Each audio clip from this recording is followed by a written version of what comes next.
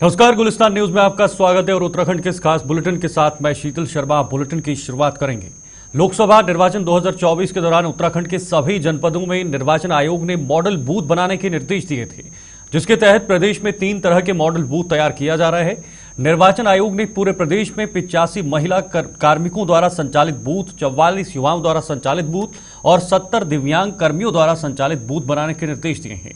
सभी model booth बनाने के लिए एसबीआई बैंक और पंजाब नेशनल बैंक सीएसआर के माध्यम से सहयोग कर रहे हैं। वहीं इस बार निर्वाचन के दौरान विभाग द्वारा इस्तेमाल सभी वाहनों में जीपीएस ट्रैकिंग सिस्टम इस्तेमाल किया जाना है, जिसके लिए 10,000 से ज्यादा वाहनों में जीपीएस सिस्टम लगाया जा रहा है। राज्य में 85 वर्ष से ज्यादा के मतदाताओं के लिए चलाए जा रहे हम वोटिंग अभियान के तहत अब तक 993 मतदाताओं में से 6,761 मतदाता वोट कर चुके हैं, जबकि यह अभियान 10 अप्रैल शाम 5 बजे तक चलाया जाएगा। लोकसभा निर्वाचन 2024 के दौरान निर्वाचन आयोग के द्वारा सभी जनपदों में मॉडल बूथ तैयार करने के निर्देश दिए गए थे। मॉडल बूथ के अंतर्गत सभी जनपदों में 3 प्रकार के मॉडल बूथ के बारे में निर्देश जारी किए गए थे। उसमें प्रमुखता से सभी मतदान कार्मिक अगर महिला होंगे तो महिलाओं के द्वारा संचालित बूथ मॉडल बूथ के रूप में चिन्हित होगा। प्रत्येक विधानसभा में न्यूनतम 1 बूथ तैयार करने का निर्देश दिया गया था। उसी क्रम में जो हमारे समस्त जनपदों ने महिला कार्मिक द्वारा संचालित बूथों की संख्या निर्धारित की गई है। सभी जनपदों में मिलाकर 85 मॉडल बूथ तैयार किए जाएंगे, जो महिला कार्मिक के द्वारा संचालित किया जाएगा। ये बूथ का संख्या हमारी जो 70 विधानसभा है उससे थोड़ी अधिक है। उसका प्रमुख कारण ये है कि बागेश्वर जनपद में 12 महिलाओं के द्वारा ऑपरेटेड बूथ निर्माण किए जाएंगे। उसके अलावा टेहरी जनपद में 9 बूथ तैयार किया जाएगा। कुछ जनपदों ने कुछ विधानसभाओं में 1 से अधिक बूथ का भी प्रस्ताव रखा है, तो उसके अनुरूप कुल संख्या 85 हो जा रही है। इस विधानसभा में एक पीडब्ल्यूडी ऑपरेटेड बूथ भी निर्माण के निर्देश दिए गए थे, जिसमें समस्त कार्मिक दिव्यांग श्रेणी के ही चिन्हित किए जाएंगे और उनके विलिंगनेस के आधार पर, उनके स्वेच्छा के आधार पर उनकी ड्यूटी निश्चित की जाएगी। इस क्रम में हमारे राज्यों में हमारी जो 70 विधानसभा है, प्रत्येक विधानसभा में 1 बूथ दिव्यांग कार्मिकों के द्वारा संचालित किया जाएगा। 70 बूथ इस प्रकार मॉडल बूथ के रूप में तैयार किए जा रहे हैं, पीडब्ल्यूडी बूथ के रूप में। इसके अलावा प्रत्येक जनपद में एक इस मानक के अनुरूप यूथ ऑपरेटेड बूथ, युवा व्यक्तियों के द्वारा संचालित बूथ तैयार करने के निर्देश दिए गए थे। समस्त राज्यों में ऐसे 44 बूथ को हम तैयार कर रहे हैं, जहां पे युवाओं के द्वारा कार्रवाई किया जाएगा, कार्य संचालित किया जाएगा। पौड़ी जनपद में उन्होंने 12 ऐसे बूथ चिन्हित किए हैं, जहां पे युवाओं के द्वारा बूथ संचालित किया जाएगा। हमारे जितने भी मॉडल बूथ बन रहे हैं, इसमें हम लोगों ने सीएसआर के अंतर्गत भी कुछ कार्रवाई के लिए रिक्वेस्ट किया था। तो हमारे अनुरोध का सम्मान करते हुए स्टेट बैंक ऑफ इंडिया ने प्रत्येक जनपद में 1 बूथ मॉडल बूथ के रूप में तैयार करने का उन्होंने अनुरोध को स्वीकार किया था। इस प्रकार समस्त जनपदों में उन्होंने 13 बूथों का कार्य को स्वीकार किया है। साथ में पंजाब नेशनल बैंक ने भी सीएसआर मद के अंतर्गत प्रत्येक जनपद में इस प्रकार 13 मॉडल बूथ जो कि पीडब्ल्यूडी द्वारा संचालित किए जाएंगे, दिव्यांग व्यक्तियों द्वारा संचालित किए जाएंगे, ऐसे कार्य करने का स्वीकार किया है। सभी जनपदों में जो मॉडल बूथ का निर्माण कार्य है उसका संचालन करने के लिए हम लोगों ने मुख्य विकास अधिकारी प्रत्येक जनपद में जो तैनात हैं उनको नोडल अधिकारी नामित किया हुआ है। प्रक्रिया के दौरान सभी वाहनों में जीपीएस ट्रैकिंग की व्यवस्था करना अनिवार्य होता है। हमारे राज्य में हमारे जितने भी वाहन प्रयुक्त होने वाले हैं उसमें 10,091 वाहन जो प्रयोग होने वाले हैं, सभी वाहनों में जीपीएस लगाने का कार्य अभी गतिमान है। अभी तक का जो विवरण मुझे प्राप्त हुआ है, इन वाहनों में 2,500 वाहनों में जीपीएस का डिवाइसेस लगाया जा चुका है। जीपीएस के डिवाइस लगाने से जितने भी हमारे निर्वाचन ड्यूटी में तैनात दल होते हैं, इनका जो दैनिक कार्य का विवरण होता है उसको ट्रैक कर सकते हैं। इसके अलावा जितने भी स्थानों पर मतदान के दिवस पर ईवीएम का मूवमेंट होता है, यातायात होती है, उसको भी इसके माध्यम से उसका मॉनिटरिंग करने का व्यवस्था भी इसी जीपीएस डिवाइस के माध्यम से हो सकती है। ये कार्य प्रगति पर है और मुझे इसमें ये आश्वस्त किया गया है कि मतदान के दिवस से 3 दिन पूर्व ये कार्य संपन्न करा लिया जाए। और बिंदु हम लोग अभी अनुश्रवण कर रहे थे, उसमें ये विवरण साझा करना है कि जो होम वोटिंग का कार्रवाई चल रहा था प्रथम चरण के अंतर्गत समस्त जनपदों में कार्रवाई अभी भी गतिमान है और कल तक इसमें प्रथम चरण का समय अभी चलना है। कुल हमारे जो 85 ईयर से अधिक के मतदाता थे 9,993, उसमें से 6,861 ने अभी तक मतदान पूर्ण कर लिया है होम वोटिंग के माध्यम से। और जो हमारे 2,899 दिव्यांग श्रेणी के मतदाता ऐसे थे जिन्होंने विकल्प पत्र प्रस्तुत किया था होम वोटिंग के लिए, उनमें से 2,218 दिव्यांग मतदाताओं ने होम वोटिंग के माध्यम से अपना मतदान संपन्न करा लिया है। शेष जो विवरण होगा कल तक हमको संपूर्ण विवरण प्राप्त हो सकता है। Thank you.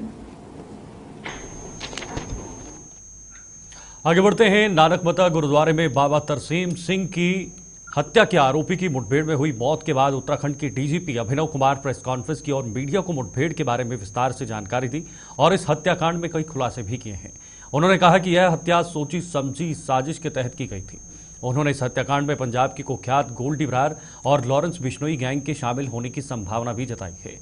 उन्होंने कहा कि हत्याकांड से पहले 7 दिन तक गोली चलाने वाले दोनों आरोपियों ने गुरुद्वारे की रेकी की थी, जिस वजह से यह तो साफ हो जाता है कि तरसेम सिंह का कोई करीबी इस हत्याकांड में सीधे रूप से सम्मिलित है। मतलब बड़े रिलीफ का दिन है क्योंकि हम लोग खुद बहुत चिंतित थे इस घटना को लेकर। पूरी पुलिस फोर्स हम सबके लिए चुनौती था और मुझे बस खुशी है कि हमारी एसटीएफ की टीम ने, हरिद्वार की टीम ने और उधम सिंह नगर की टीम ने मिलके एक तरह से जो चुनौती दी गई थी उत्तराखंड पुलिस को, उसका आज मुंहतोड़ जवाब दिया है और आगे भी ऐसी कार्रवाई होगी। ये देखिए, अगेन ये प्रोफेशनल हमारी जो जानकारी है, ये सुपारी किलिंग थी। तो सुपारी किलिंग में इनका, हालांकि ये लोग पहले आपराधिक घटनाओं में भी रहे हैं और यहाँ मैं कहना चाहूँगा कि मुझे मतलब अभी तक की जांच से ऐसा लगा इस वाले खासतौर से इस केस में कि कई सारे आपराधिक तत्व ऐसे हैं जो धर्म की आड़ लेके अपनी आपराधिक गतिविधियों को अंजाम दे रहे हैं। और ये पहली बार नहीं है, ये हमने और जगह भी देखा है। लेकिन इसका जो एक लार्जर इम्प्लीकेशन है हमारे प्रदेश के लिए भी, हमें बस इसके प्रति सावधान रहना है और इसमें हम सतर्क रहेंगे। और लगातार जो वहाँ मैं समझता हूँ ज़्यादातर जो हमारा तराई का जो सिख समुदाय के हमारे नागरिक हैं, सब शांति प्रिय हैं, मेहनती लोग हैं, ईमानदार लोग हैं, खेती करते हैं, अपना गुजर बसर करते हैं। तो हम उनसे भी एक और मजबूत संपर्क स्थापित करेंगे, निरंतर संवाद स्थापित करेंगे ताकि इस प्रकार की घटनाओं की वहाँ पे पुनरावृत्ति। अभी मैंने कहा ना, जैसे कि अभी हमारा इन्वेस्टिगेशन चल रहा है, उसमें कुछ ठोस हमें लिंक और जोड़ने हैं, क्योंकि जब हम एक्चुअल उस पर हाथ डालेंगे तो हम नहीं चाहते कि वो उसमें इतना सा भी कहीं पे ऐसा आप लोगों को या न्यायालय को मौका मिले कि नहीं भाई ये कहानी में ये चीज़ कन्विंसिंग नहीं है। तो डेफिनेटली हमारे पास कुछ ना कुछ सुराग है, लेकिन उसमें भी अब सारी कार्रवाई अगर एक ही दिन में कर देंगे तो फिर आप लोगों से बार बार मुखातिब होने का मौका नहीं मिलेगा। नहीं सर, ये मान लिया जाए कोई बहुत बड़ा आदमी है। निश्चित रूप से देखिए, जिस तरह से ये ऑर्गेनाइज किया गया, आप खुद समझ सकते हैं। जो अभी तक की हमारी वो है, 10 लोग तो ऑलरेडी लाइट में आए हैं और जिस तरह से पहले से इन लोगों को एंगेज किया गया, वहाँ ला के ठहराया गया है ना, अलग से वेपन उपलब्ध कराया गया और रेकी की गई, सब चीज़ें, तो ये कोई छोटा मोटा आदमी तो इसको करेगा नहीं। तो इसीलिए जब जिस तरह से जब ये पूरे गैंग के बारे में हमें धीरे धीरे समझ में आने लगा, तो वो लगभग दूसरे तीसरे दिन से ही क्लियर हो गया था कि इसका धार्मिक भावनाओं से कोई लेना देना नहीं है। और हत्या के तुरंत बाद जो फेसबुक पोस्ट की गई थी, वो एक तरह से हम सबकी आंखों में धूल झोंकने का प्रयास था। और बस मुझे इस बात की खुशी है कि ना सिर्फ हमारी पुलिस ने भी उस चीज़ को सही तरह से समझा, पर उस फेसबुक पोस्ट के बेसिस पे या जो घटना हुई थी वहाँ पे कुछ लोगों ने माहौल को खराब करने की भी कोशिश की, उकसाने का भी प्रयास किया, लेकिन वहाँ की जनता ने इस चीज़ को समझते हुए इस प्रकार की कोई नेगेटिव प्रतिक्रिया नहीं है। मेरा कहना है घटना का खुलासा चूंकि उन्हीं के जिले की घटना थी और एक वो प्रारंभिक षड्यंत्र का खुलासा था। अब ये चूंकि 1 लाख का इनामी बदमाश मारा गया है और आप सभी जानते हैं लगभग 15 साल के बाद उत्तराखंड पुलिस द्वारा इस प्रकार की कार्रवाई की गई है, तो इसलिए हम लोगों ने सोचा कि ये, वरना नॉर्मल कोर्स में तो हम इसके बारे में भी वहीं से हम देखिए, हमारा मानना यह है कि जिस पर कार्रवाई होती है उसी स्तर पे प्रेस के सामने आना चाहिए, क्रेडिट मिलना चाहिए। देखिए क्या है कि ये मैं जैसा बता दूं, 10 दिन से हम लोग, भाई पता तो पहले ही दिन लग गया था इनका, लेकिन उसके बाद हम लोगों को थोड़ा वक्त लगा था इनके बारे में डिटेल जानकारी करने का, कहाँ ठहरे थे, फैमिली के बारे में, ये वो, तो उसी के सहारे हम लोग इनके पीछे थे। और मैं बता दूं, ये मतलब लुका छुपी का खेल जो है पिछले 4-5 दिन से चल रहा था। लगातार हम लोग कभी उधम सिंह नगर में, कभी उत्तर प्रदेश के समीपवर्ती जनपदों में, इनके अलग अलग जो ठिकाने हमारे पास जानकारी मिलती थी, हम वहां जाते थे, लेकिन किसी ना किसी कारण से कोई विलंब हो गया या कोई मतलब कहीं ठीक पता नहीं पता चला। तो चलो आगे बढ़ेंगे। 10 मई अक्षय तृतीया के पावन पर्व पर प्रसिद्ध गंगोत्री धाम के कपाट खुलेंगे। 12:25 पर अभिजीत मूर्तों में गंगोत्री धाम के कपाट को खोला जाएगा। श्री 5 गंगोत्री मंदिर समिति ने शीतकालीन प्रवास स्थल मुखवा मुखपीठ में कपाट गोदान का मुहूर्त तय किया है। गंगोत्री धाम के कपाट खुलने को लेकर जिला प्रशासन और मंदिर समिति के पदाधिकारी ने सभी तैयारियां पूरी कर ली हैं।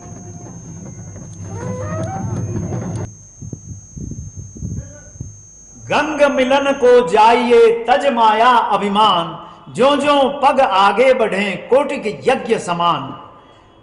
जो मां पतित पावनी भगवती गंगे की ओर से श्री 5 मंदिर समिति समस्त राष्ट्रवासियों को 2081 नव संवत्सर की हार्दिक शुभकामनाएं प्रेषित करती है।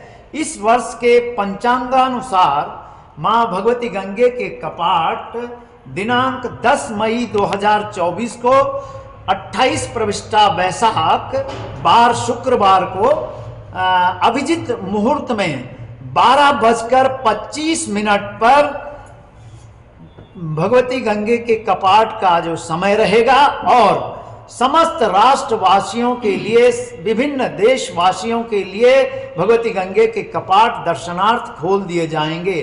पुनः श्री 5 मंदिर समिति समस्त राष्ट्र एवं अंतर्राष्ट्रीय श्रद्धालुओं के कल्याण की कल्पना करती है। बोल गंगा मैया की जय।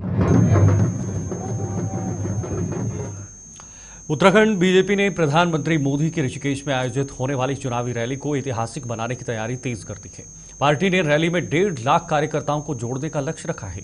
इसके लिए हर विधानसभा से कम 5,000 कार्यकर्ताओं को बुलाया जाएगा। बीजेपी प्रदेश महामंत्री आदित्य कोठारी ने बताया कि प्रधानमंत्री की रैली में 1.5 लाख से अधिक कार्यकर्ता आएंगे।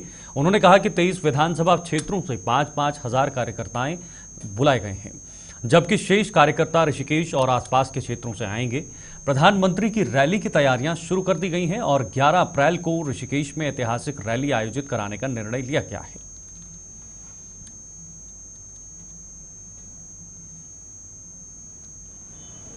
कार्यकर्ता स्वतः स्फूर्त मोदी जी की रैली में आना चाहते हैं।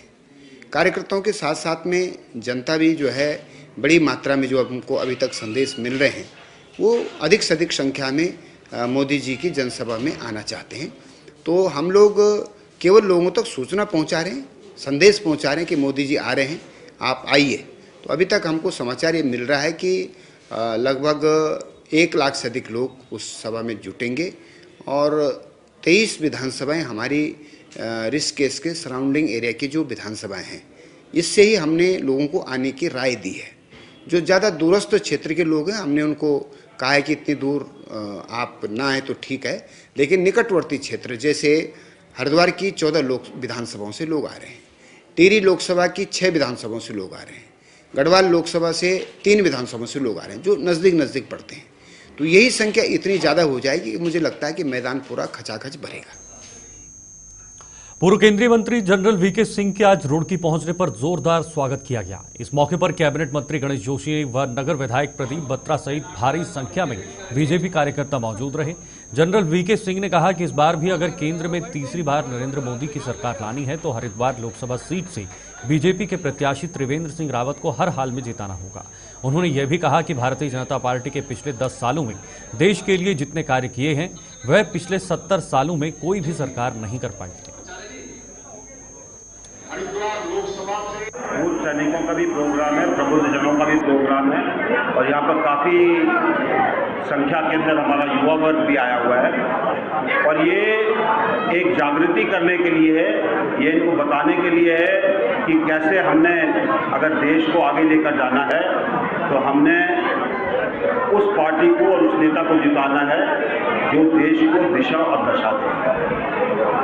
जिस प्रकार से देखिए बदलाव पूरे देश में हुआ हर चीज़ में, जिसमें हमारे सैन्य बल और अर्धसैन्य बल भी शामिल है।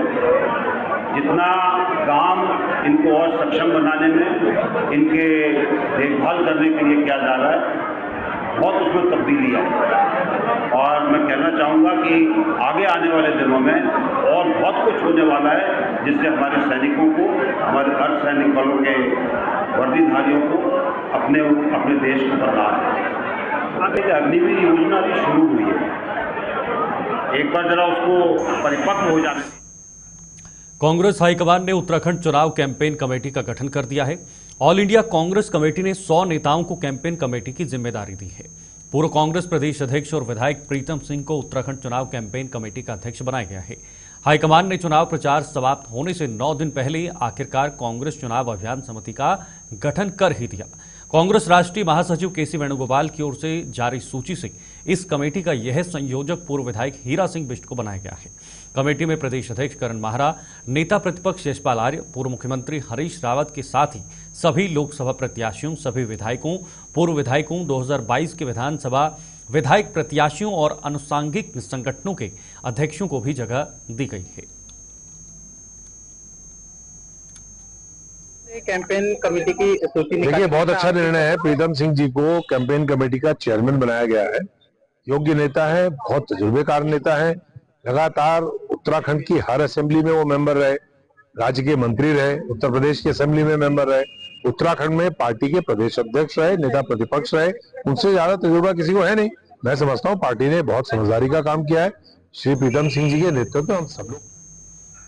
चलिए आगे बढ़ते हैं। पौड़ी लोकसभा सीट के बीजेपी प्रत्याशी अनिल बलूनी रामनगर के प्रसिद्ध गर्जिया मंदिर में पहुंचे, जहां उन्होंने मां गिरिजा देवी के दर्शन करने के साथ ही मंदिर में हुई भयावह आगजनी से प्रभावित हुए 40 प्रसाद विक्रेताओं से मुलाकात की है। इस दौरान सभी प्रसाद विक्रेताओं ने अनिल बलूनी से मदद की गुहार लगाई है। उन्होंने कहा कि इस संबंध में उन्होंने सीएम के साथ साथ जिलाधिकारी से भी बात की है। उन्होंने कहा कि प्रभावित लोगों की हर संभव मदद की जाएगी। और लगातार विपक्ष आरोप लगा रहा है कि जो सांसदों ने गांव गोद लिए थे आज अनाथ हो चुके हैं। ऐसा अभी तो कांग्रेस अनाथ हो चुकी है। कांग्रेस अपने बारे में सोचे। भारतीय जनता पार्टी बहुत अच्छे तरीके से काम कर रही है। पूरे उत्तराखंड के अंदर विकास हो रहा है और लोगों का आशीर्वाद हमको मिल रहा है। जहां जा रहे हैं वहीं देखते लोग, जैसे ही भारतीय जनता पार्टी का झंडा देखते हैं कहते हैं अब की बार 400 पार, अब की बार फिर एक बार मोदी सरकार। भारतीय जनता पार्टी की बहुत तेज हवा चल रही है। 500 सीटें उत्तराखंड के अंदर और हिंदुस्तान में 400 पार। ऐसे 13 राज्य हैं जहां कांग्रेस का खाता नहीं खुल रहा है। पिछली बार 11 राज्य थे, तो इसलिए बहुत अच्छा माहौल है। लोगों ने तय कर लिया कि मोदी जी को प्रधानमंत्री बनाना है।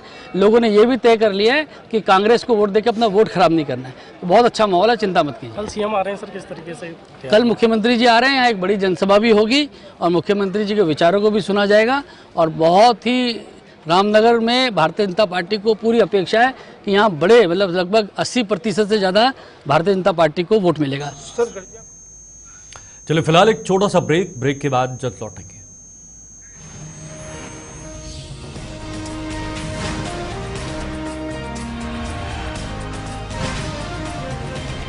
ब्रेक के बाद आपका एक बार फिर से स्वागत है। बुलेटिन में आगे बढ़ेंगे। जैसे जैसे 19 अप्रैल करीब आती जा रही है, राजनीतिक दलों का चुनाव प्रचार भी तेज होता जा रहा है। कई पार्टियों के नेताओं में दल बदलने का सिलसिला भी जारी है। इसी कड़ी में रुड़की में आम आदमी पार्टी के कई कार्यकर्ता कांग्रेस पार्टी में शामिल हो गए हैं। इन सभी ने कांग्रेस पार्टी को भारी मतों से जीत दिलवाने की बात कही है। ये सभी लोग पूर्व मुख्यमंत्री हरीश रावत और हरिद्वार लोकसभा सीट से कांग्रेस के उम्मीदवार वीरेंद्र रावत की मौजूदगी में कांग्रेस में शामिल हुए हैं। हरीश रावत ने भी कहा है कि अब की बार उत्तराखंड की जनता का मिजाज बदला हुआ है और वह कांग्रेस को जिताने का मन बना चुकी है। वहीं वीरेंद्र सिंह रावत ने दावा किया है कि इस बार प्रदेश की 5 लोकसभा सीटें कांग्रेस की झोली में जाने वाली हैं। संविधान बचाने के लिए, लोकतंत्र बचाने के लिए जो लोकतंत्रवादी, संविधानवादी, अम्बेडकरवादी ताकतें हैं वो आगे आई हैं और उन्होंने कांग्रेस को समर्थन देने का फैसला किया है। उन ऐसी ताकतों का नेतृत्व जो है हमारे बाबा साहब भीमराव अंबेडकर और काशीराम जी के अग्रदूत पूर्व सांसद ईसम सिंह जी कर रहे हैं और उन सब ने कहा है हम कांग्रेस को सपोर्ट करेंगे, कांग्रेस की मदद। यहाँ कुछ लोग कांग्रेस छोड़ के जा रहे हैं, वहीं सम्मिलित भी हो रहे हैं। जो सामाजिक न्याय की ताकतें हैं, जो धर्मनिरपेक्षता की ताकतें हैं, जो लोग। बढ़ते अगली खबर की तरफ। आगामी लोकसभा चुनाव मतदान के लिए मात्र कुछ दिन ही बाकी रह गए हैं और विभिन्न दलों ने प्रत्याशियों द्वारा अपने चुनाव प्रचार को तेज कर दिया है। इस क्रम में विकासनगर में बहुजन समाज पार्टी के लोकसभा प्रत्याशी नेमचंद ने विकासनगर में जनसंपर्क किया। नेमचंद ने कहा कि विकासनगर तहसील भी बसपा सुप्रीमो मायावती के कार्यकाल में स्थापित हुई थी। उन्होंने कहा कि बसपा सुप्रीमो के कार्यकाल में उत्तराखंड में कई जिले और कई तहसीलों का शिलान्यास किया गया था। बसपा प्रत्याशी ने कहा कि अगर उन्हें जनता का आशीर्वाद मिला तो उनकी प्रथम प्राथमिकता उत्तराखंड में स्वास्थ्य, शिक्षा और बेरोजगारी पलायन पर मुख्य फोकस रहेगा। उन्होंने विकासनगर की जनता से अपील की है कि उन्हें अधिक से अधिक मतों से अपना अमूल्य मत देकर लोकसभा भेजें। सर आपका सबसे पहले मैं आपका चैनल का धन्यवाद करता हूं और मेरा नाम नीमचंद है। मैं टीवी लोकसभा से हूं। मैं चाहता हूं कि यहाँ पर शिक्षा, सबसे पहले शिक्षा, रोजगार और स्वास्थ्य, इस पे काम करेंगे और जो वो कानून आया है इस पे विचार विमर्श करेंगे। ये कानून किस हिसाब से बनाया जा रहा है और कई कानून आए हैं, जैसे आजकल ड्राइवरों के लिए कानून आया है, कोई एक्सीडेंट करता है उसको।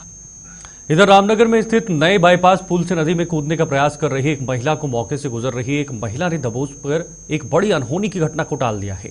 आपको बता दें, ग्राम पूछड़ी फौजी कॉलोनी द्वारा नूर बानो नाम की एक महिला अपनी एक पुत्री के साथ नए बाईपास पुल पर पहुंची और अचानक यह महिला पुल से नीचे नदी में कूदने को लेकर लटक रही थी। तभी पास से गुजर रही एक अन्य महिला ने इस महिला को नदी में कूदने से रोकते हुए बचा लिया। घटना की जानकारी मिलने के बाद पुलिस भी मौके पर पहुंची।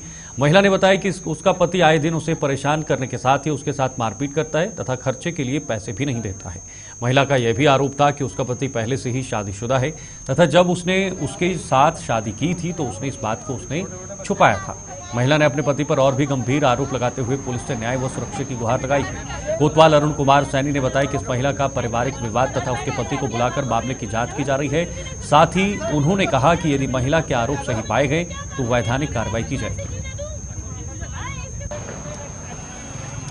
पैसे भी देते हैं, पैसे मांगते हैं, खर्चे के लिए पैसे नहीं देते, मारपीट मचाते हैं। इधर उधर दो जनी लोग हैं, ये एक नौसाद है, जब से उसके चक्कर में पड़ा है, जब से अपनी बीवी बच्चों पे बिल्कुल भी ध्यान नहीं देता। वो ढिकली का रहने वाला है, यूसुफ भाई का दामाद है। वो बहुत परेशान करते हैं, मारपीट करते हैं अगर पैसे ऐसे कुछ भी मांगो तो उनसे। अच्छा, आपके हस्बैंड ने? जी, उनका नाम समी पेंटर है। नौसाद कौन है? नौसाद उनका दोस्त है, दोनों साझे में काम करते हैं। जी नहीं, वो जब से उसकी संगत में पड़े पैसे देने बंद कर दिए बिल्कुल भी। तो आज आप आत्महत्या क्यों कर रहे थे? जी फिर क्या करें, जब बुला रहे हैं, बच्चे भी फोन कर रहे हैं, बिल्कुल भी आना नहीं चाह रहे, बताओ क्या करें। धोखे से शादी की है, हमारे माँ बाप से झूठ बोल के कि मैं कुंवारा हूँ। एक भी ऑलरेडी पहले से उसको खर्चा भेजते हैं, 25-25 हजार महीने में, 30-30 हजार हम मांगते हैं तो हमें मारते हैं और ऊपर से घर में गालियाँ बकते हैं गंदी गंदी। हमारे साथ बहुत वो करते हैं, कहा ना मैं मारपीट, कुछ कहने को नहीं। और कहते हैं जहाँ मरना है डूब जाओ, यहाँ से सूरज से दफान हो जाओ जाके। बहुत बुरा बर्ताव करते हैं, आपको यकीन नहीं आता। हमारे एक पड़ोस में अम्मा रहती है, उनसे पूछना कि क्या नेचर है। इसलिए हम कूदने आए थे, इससे तो हमें बताया भी नहीं हमने बेटी से, ये तो चुप